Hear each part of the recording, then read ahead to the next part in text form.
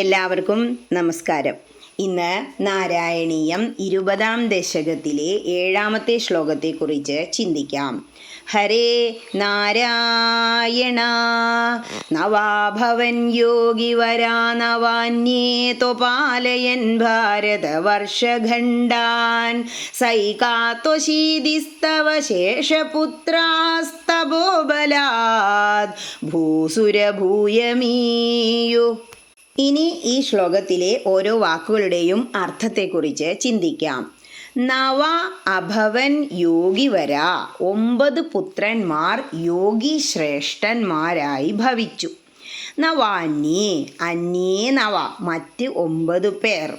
ത്വപാലയൻ ഭാരതവർഷഖണ്ഡാൻ, തു ഭാരതവർഷഖണ്ഡാൻ അപാലയൻ, ഭാരതവർഷത്തിൻ്റെ അതായത് ഭാരതഭൂമിയിലെ 9 ഖണ്ഡങ്ങളെ പരിപാലിച്ചു.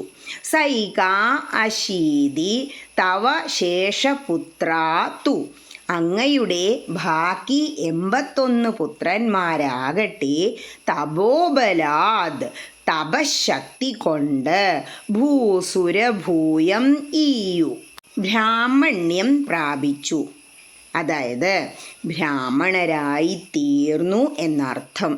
ഇനി ഈ അർത്ഥങ്ങളെല്ലാം മനസ്സിൽ വച്ചുകൊണ്ട് ആ ശ്ലോകം ഒന്നുകൂടി ചൊല്ലി നോക്കണം. എന്താ പറയണേ? ഋഷഭദേവൻ കല്യാണം കഴിച്ചു, അതിൽ 100 പുത്രന്മാരെ ഉൽപ്പാദിപ്പിച്ചു എന്ന് പറഞ്ഞില്ലേ? അതിൽ 9 പേർ മുനിവര്യന്മാരായി തീർന്നു. മറ്റ് 9 പേർ ഭാരതഭൂമിയിലെ 9 ഖണ്ഡങ്ങളെ പരിപാലിച്ചു. ശേഷിച്ച അങ്ങയുടെ പുത്രന്മാരെല്ലാം തപോബലത്താൽ ബ്രാഹ്മണരായി തീർന്നു. ഈ ശ്ലോകത്തിൽ യോഗിവര നവ, 9 യോഗികൾ അതായത് നവയോഗികളെ കുറിച്ച് പറയുന്നുണ്ട്.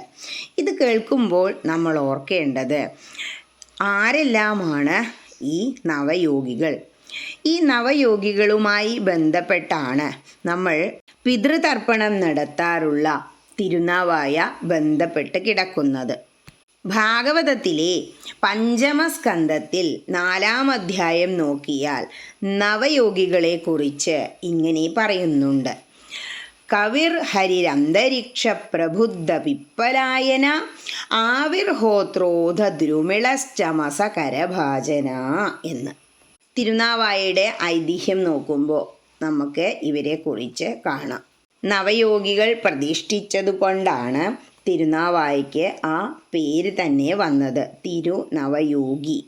ഇതിൽ നിന്ന് എന്താ നാം മനസ്സിലാക്കണ്ടേ? ഇപ്പോൾ നമ്മുടെ കൺമുന്നിൽ കാണുന്ന, നാം ഉപയോഗപ്രദമാക്കിക്കൊണ്ടിരിക്കുന്ന പല കാര്യങ്ങളും പണ്ട് കാലം മുതൽക്കേ നമ്മുടെ ഭാരതഭൂമിയിൽ ഉണ്ടായിരുന്നതാണ്. ഇനി ലളിതമായ ജ്ഞാനപ്പാന എടുത്തു നോക്കിയാലും നമ്മുടെ എല്ലാം ജീവിതത്തിൻ്റെ ആത്യന്തിക ലക്ഷ്യം എന്ന് പറയുന്നത് ഈശ്വര സാക്ഷാത്കാരമാണെന്നും അത് നേടാൻ ഭാരതഖണ്ഡമൊഴിഞ്ഞുള്ള പാരിലെങ്ങുമെളുതല്ല നിർണയം എന്നും പറയുന്നത് കാണാം.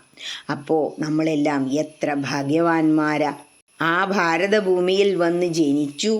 ഇപ്പോൾ ഇതേ ഓരോ ഗ്രന്ഥങ്ങളിലൂടെ നമ്മൾ സഞ്ചരിച്ചു കൊണ്ടിരിക്കുക. ശരിക്കും സംസാരിച്ചു കൊണ്ടിരിക്കുന്ന ഒരു ഭഗവാനാണ് ഗ്രന്ഥം എന്ന് പറയുന്നത്. ഹരേ കൃഷ്ണ.